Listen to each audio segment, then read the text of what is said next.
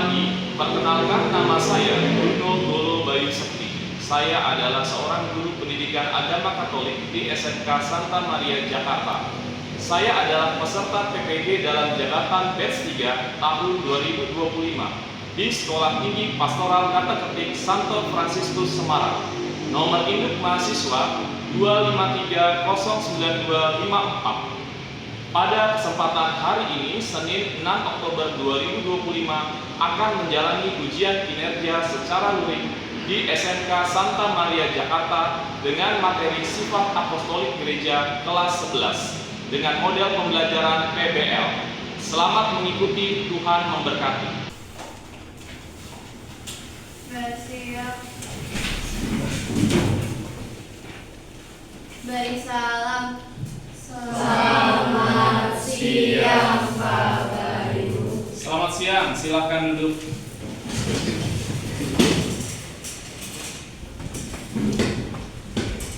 Siswa-siswi sekalian, ya, pada siang hari ini saya akan mengajak kalian semua untuk melanjutkan topik pembelajaran tentang gereja apostolik di era dunia modern, ya. Bagaimana sifat gereja apostolik itu adalah menjadi salah satu ciri khas gereja Katolik yang ada sejak zaman dahulu sampai di zaman sekarang. Namun sebelumnya saya ingin menyapa, ya, dengan cara absen. Saya akan mulai dari absen pertama. Alexa Felivia, Hadir. Aloysius Pavel, UKS, oke. Brian Wibawa, Brian Darielko. Baik, teman-teman, para siswa-siswi sekalian, sebelum kita memulai kegiatan pembelajaran kita, topik mengenai sifat gereja yang apostolik, kita akan memulai dengan berdoa bersama. Sikap berdoa mulai. Dalam nama Bapa dan Putra dan Roh Kudus, amin. Kita doakan bersama-sama. Allah Bapa yang Maha Kasih, kami bersyukur atas hari baru yang Engkau anugerahkan. Terima kasih karena Engkau. Semua ini kami mohon dengan pengantaran Kristus Tuhan dan sahabat kami. Amin. Dalam nama Bapa dan Putra dan Roh Kudus, amin. Setelah kita berdoa untuk memohon terang Roh Kudus dalam mempelajari topik pada hari ini, saya ingin menunjukkan kepada kalian bahwa tema kita pada hari ini adalah tentang sifat apostolik gereja Katolik Roma dengan subtema Aku dipanggil menjadi saksi iman di tengah dunia.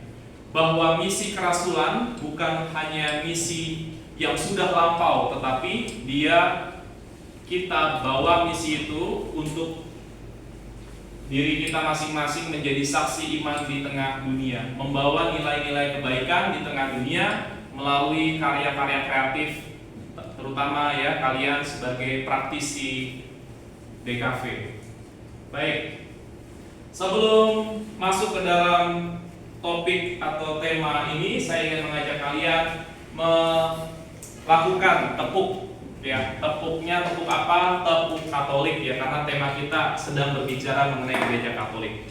Bagaimana tepuk Katolik? Saya akan contohkan terlebih dahulu. Tepuk Katolik. Iman, aman, amin. Oke, gitu ya. Nah, jadi kenapa iman? Karena bagaimanapun jawaban atas pewahyuan Tuhan, atas keselamatan yang Tuhan berikan, itu kita tanggapi dengan iman. Imanlah yang membuat kita aman, dalam arti selamat. Lalu kemudian dengan seluruhnya itu kita aminkan, kita iakan. Tepuk Katolik. Iman, aman, amin. Oke, baik. Nah, selanjutnya, ya, supaya kita mengawali di siang hari ini juga dengan penuh suasana gembira dan bersyukur, untuk kali ini saya akan mengajak kalian bernyanyi, ya. Lagunya Aku Diberkati, ya. Siapa yang pernah dengar lagu ini? Ada yang pernah dengar lagunya? Aku Diberkati? Baru, belum pernah ada. Oke, baik. Jadi lagunya seperti ini. Aku diberkati, sepanjang hidupku diberkati.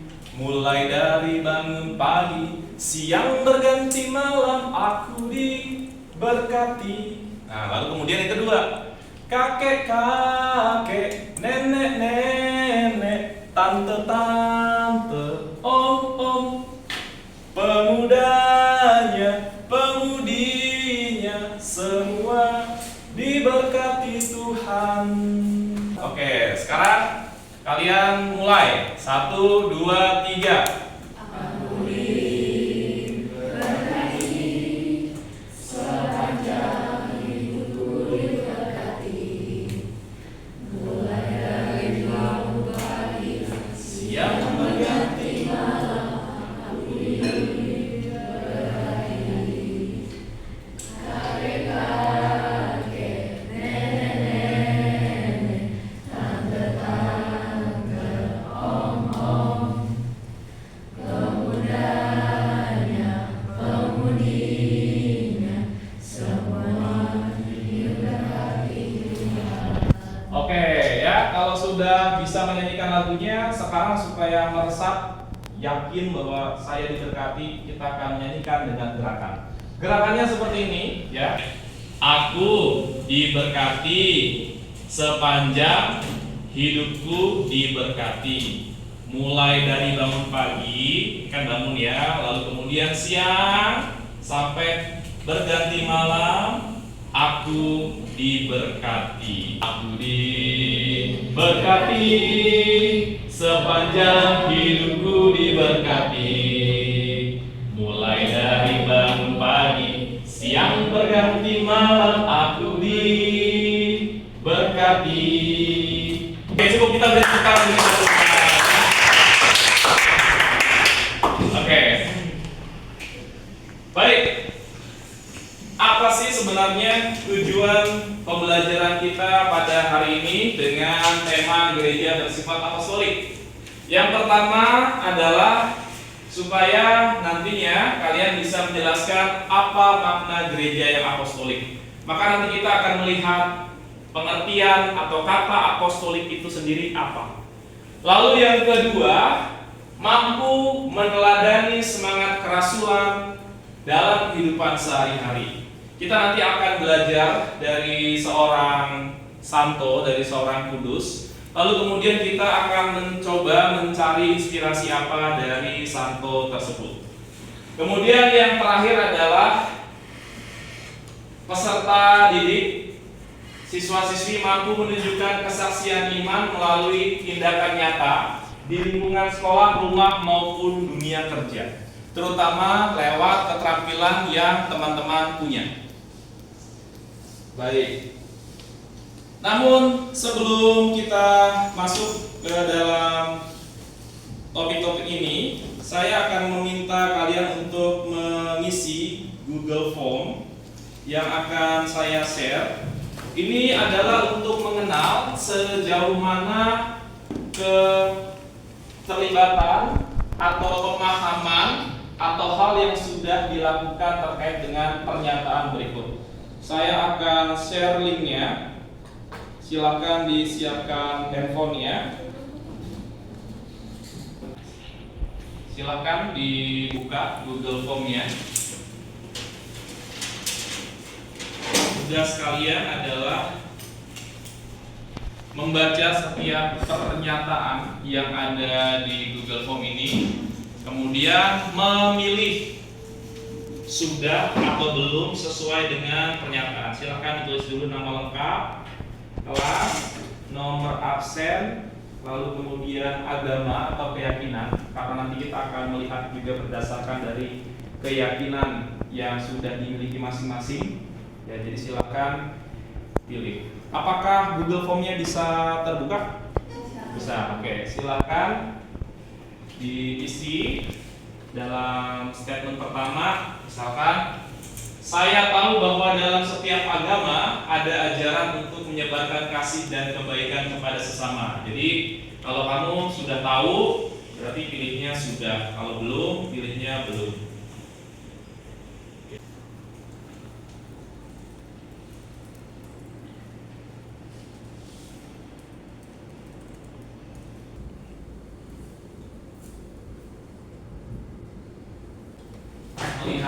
istilah apostolik.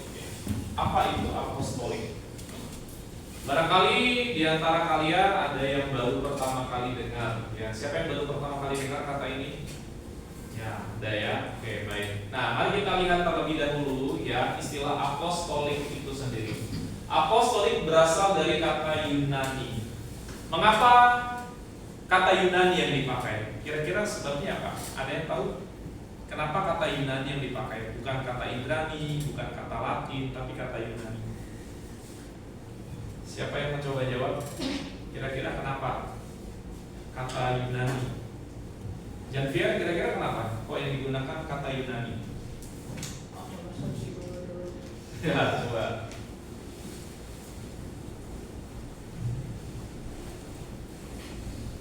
Natasha tahu kenapa kata Yunani dipakai? Enggak. Oke. Siapa yang tahu bahasa asli dari kitab suci Perjanjian Baru itu menggunakan bahasa apa? Bahasa aslinya. Jadi penulisan kitab suci Perjanjian Baru itu menggunakannya bahasa apa? Yunani. Ya. Mengapa bahasa Yunani? Karena pada masa itu pengaruh budaya Helenis adalah konteks dari sejarah hidupnya para rasul. Jadi bahasa pergaulan pada masa itu yang digunakan adalah Yunani. Oleh karena itu istilah Yunani banyak digunakan dalam kisah-kisah Perjanjian Baru. Bahkan tulisan dalam kitab Perjanjian Baru menggunakan bahasa Yunani. Nah, apostolik berasal dari kata Yunani apostolos. Ini yang berhuruf Yunani, alfa dan lain sebagainya ya. Ini lambda, ya saya ingat sedikit-sedikit. Nanti yang paling akhir huruf akhir Yunani apa? Alfa dan huruf omega. Ya. Artinya adalah utusan. Jadi apostolos berarti utusan. Kata ini digunakan untuk menyebut ke-12 murid Yesus. Mereka dipilih lalu kemudian nanti diutus. Yesus memanggil ke-12 muridnya dan memberi kuasa kepada mereka untuk mengusir roh-roh jahat dan untuk melenyapkan segala penyakit dan kelemahan. Ini ada di dalam Injil Matius bab 10 ayat 1. Lalu di dalam liturgi juga ada lagunya. Ada lagunya juga bahwa Yesus memilih muridnya untuk Yesus mengutus muridnya untuk pergi berdua-dua. Nah, itu nanti kita akan dengarkan di akhir. Lagu ini yang secara liturgi kadang juga dinyanyikan dalam misa di gereja itu terinspirasi atau diambil dari kisah Matius ini di mana Yesus mengutus. Nah, apostolik lalu kemudian dikaitkan dengan tugas rasul, yaitu tugas untuk memberi kesaksian iman ya, kepada dunia. Lalu Kristus sendiri mendirikan gereja dan mempercayakan otoritasnya kepada para rasul, yaitu para uskup yang pertama. Jadi kalau ditanya siapa uskup yang pertama, itu adalah kelompok para rasul ini. Ia mempercayakan otoritas khusus kepada Santo Petrus. Ini ketika Yesus mengatakan di atasmu kudirikan gerejaku. Ini adalah pada Santo Petrus. Nah, kita coba ingat, ada yang masih ingat siapa saja nama-nama 12 rasul Yesus? Ya, coba. Petrus, Yohanes, Yakobus, anak Zebede, Andreas, Filipus, Bartolomeus, Ya. Matius, Thomas, Yakobus anak Alfeus, Ya. Tadeus atau Yudas, Ya. Simon Zelot, Ya. Yudas Iskariot. Ya. Ini adalah film yang dibuat dari Injil Lukas, menceritakan tentang kisah hidup Yesus. Kemudian Yesus pergi ke bukit. 12 rasul yang dipilih oleh Yesus, yang mana kemudian mereka telah menunjukkan iman yang luar biasa, komitmen yang teguh dan pengorbanan yang tak terbayangkan. Nah, Komitmen dan pengorbanan ini ya pada zaman sekarang juga bukan sesuatu yang mustahil untuk dilakukan ketika kita diajak untuk melakukan nilai-nilai kebaikan. Kita akan belajar dari salah satu tokoh muda yang bernama Santo Carlo Acutis. Kita akan lihat ya videonya. Cuma jadi 15 tahun jadi Santo Katolik. Kok bisa sih? Jadi remaja bernama Carlo Acutis. Oke, ini adalah Carlo Acutis ya, seorang kudus di zaman modern ya. Dia kemudian juga menjadi pelindung remaja dan programmer. Ada lagi ini sedikit kisahnya bahwa dia sama seperti anak-anak muda pada umumnya.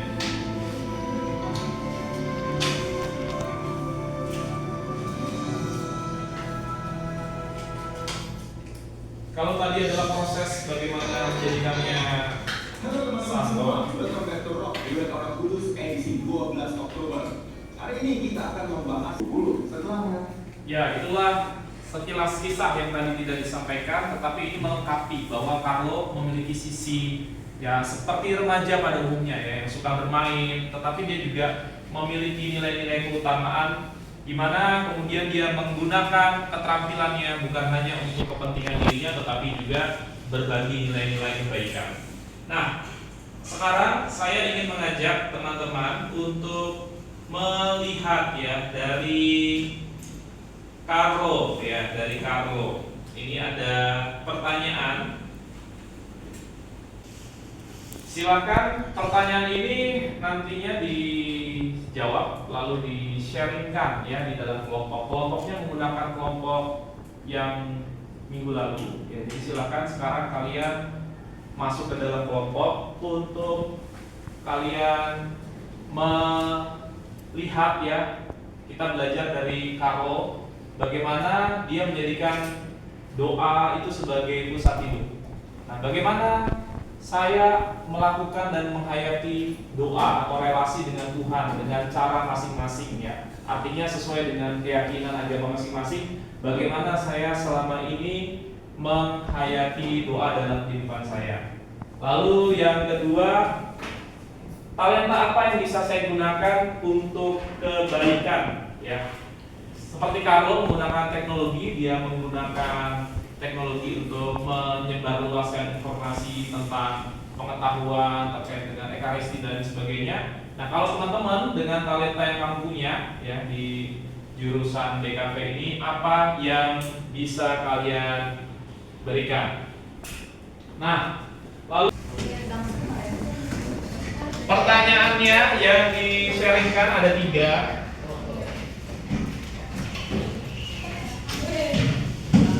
Jadi nanti masing-masing kelompok itu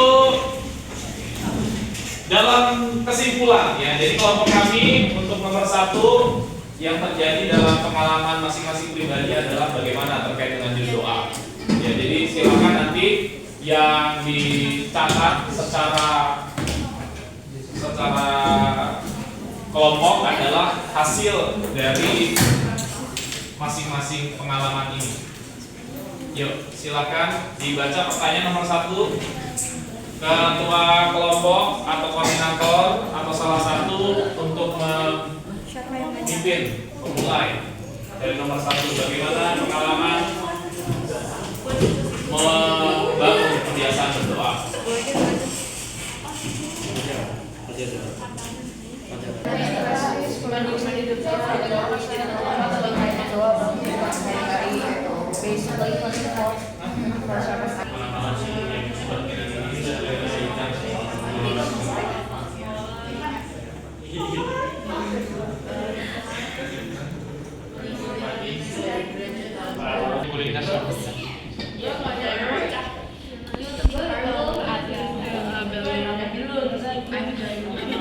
Oke, kita lanjut dulu ya ke berikutnya ya.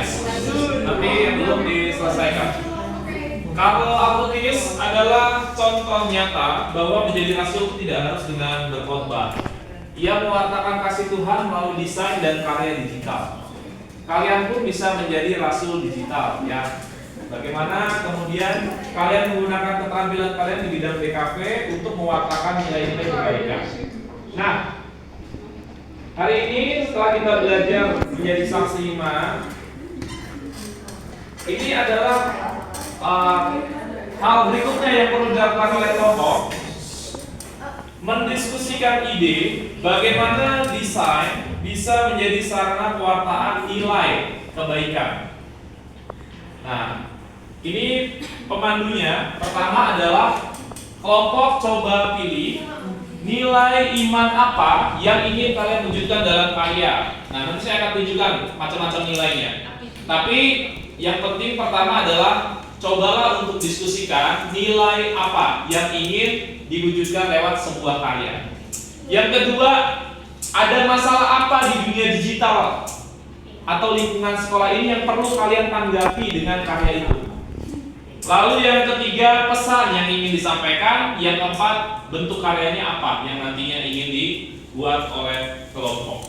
Nah, ini adalah nilai-nilai iman, ada banyak ya.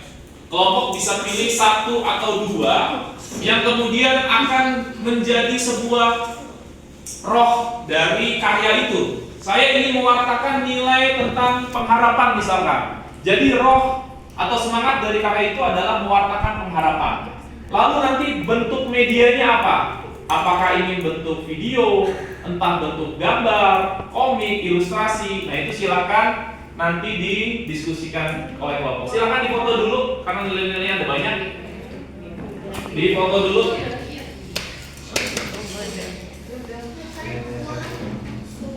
Oke. Difoto dulu ya supaya nanti bisa dibicarakan. Pilih gimana, guys? Oke. Nah, lalu oke, difoto dulu. Oke, ini adalah bahan diskusinya, nilai iman apa. Tapi sebelum ke sana kamu bisa mulai dari ada persoalan apa sih sekarang di dunia digital? Ada persoalan apa sih di lingkungan sekolah atau di lingkungan pergaulanku? Baru kemudian pesan dan bentuk karya. Yuk silakan dibicarakan dulu. Ada problem apa? Ada masalah apa di dunia digital ataupun di lingkungan sekitar saat ini? Oke. Udah boleh mulai, Pak? Boleh, yuk dimulai. Oke. Jadi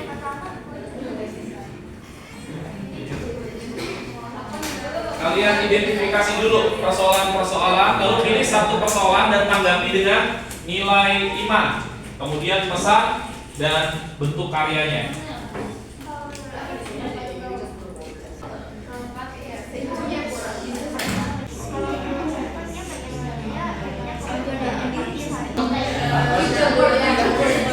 Kemudian nanti nilai apa?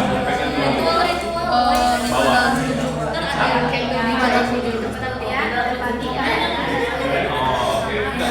Jadi ini bukan berarti semua nilainya harus ada ya. Ini kan cuma karena Oke, jadi selamat siang Pak Bayu dan teman-teman. Siang. Kalau dari hasil diskusi kelompok kami, untuk pertanyaan nomor pertama, nilai iman apa yang ingin saya wujudkan dalam karya desain? Itu kita ngambil dari poin nilai iman itu antara lain kepedulian, empati, keadilan dan solidaritas, beserta juga dengan keadilan sosial, penghargaan terhadap hidup dan tanggung jawab terhadap ciptaan. Itu untuk yang nomor 2, masalah apa di dunia digital atau lingkungan sekolah yang ingin kalian tanggapi dengan karya ini? Kita memilih masalah rasisme. Ya, rasisme terkhususnya biasanya untuk karena kita lihat banyak kasus anak-anak zaman sekarang yang suka dalam tanda kutip bercandain temannya terkait dengan latar belakang kayak sara, suku, agama, ras, sama fisiknya mereka. Untuk pesan yang ingin kita sampaikan kepada orang lain itu bahwa semua orang diciptakan oleh Allah secara ya rata-rata gitu. Jadi semua orang pokoknya sama gitu lah, nggak ada yang lebih, nggak ada yang kurang. Terus untuk bentuk karyanya kita memilih infografis. Oke, baik. Terima kasih. Kita berikan tepuk tangan. Silakan dulu. Baik. Selanjutnya kita sampai kepada akhir pertemuan hari ini ya. Pertemuan hari ini ya saya akan lihatkan kepada kalian tentang bagaimana pesan agung Yesus terhadap karya kerasulan menjadi saksi iman di tengah dunia. Dari hari ini kita bisa belajar, ya kira-kira belajar apa nih? Janvier? Gereja itu tidak berhenti pada masa para rasul. Ya. Karena gereja itu sifatnya apostolik. Ya. Jadi menyebarkan kabar sukacita kepada orang lain. Oke. Dan termasuk diri kita, ya, dipanggil untuk menjadi saksi kebaikan pada zaman ini.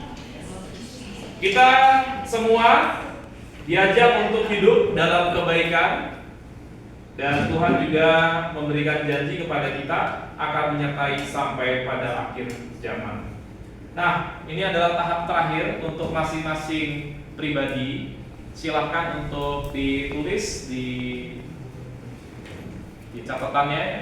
Bisa di handphone dulu juga nggak apa-apa. Apa makna menjadi saksi kebaikan atau Rasul Kristus masa kini sebagai seorang pelajar SMK? Lalu yang kedua, dalam hal apa?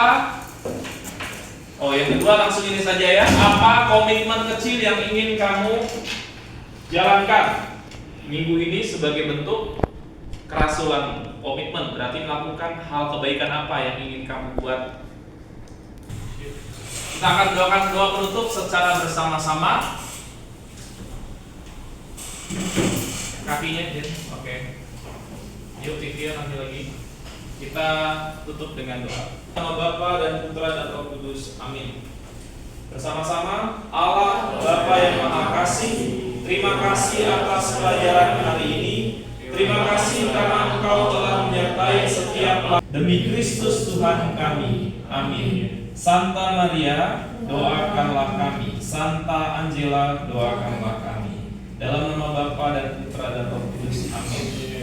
Pada hari ini kita akan berdoa penutup secara bersama. Yuk, silakan kita siapkan diri kita di tempat duduk yang sekarang kalian duduki. Mari kita berdoa untuk doa penutup. Yuk, silakan semuanya bersikap berdoa. Kita akan doakan doa penutup secara bersama-sama. Kakinya, Jen. Oke. Yuk, TV nanti lagi. Kita tutup dengan doa. Dalam nama Bapa dan Putra dan Roh Kudus. Amin. Bersama-sama, Allah Bapa yang Maha Kasih, terima kasih atas pelajaran hari ini. Terima kasih karena Engkau telah menyertai setiap langkah kami dari saat kami mendengarkan sabda-Mu demi Kristus Tuhan kami. Amin. Santa Maria, doakanlah kami. Santa Angela, doakanlah kami. Dalam nama Bapa dan Putra dan Roh Kudus. Amin.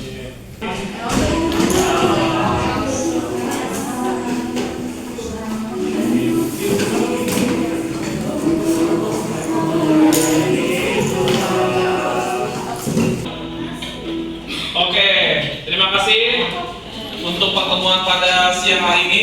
Semoga kita dengan pemahaman dan refleksi pada hari ini dapat semakin semangat menjadikan hidup kita sebagai berkat bagi orang lain. Amin. Amin. Ya. Silakan disiapkan. Bersiap. Beri salam. Terima kasih Pak Bayu. Terima kasih, sampai jumpa di pertemuan berikutnya untuk topik selanjutnya.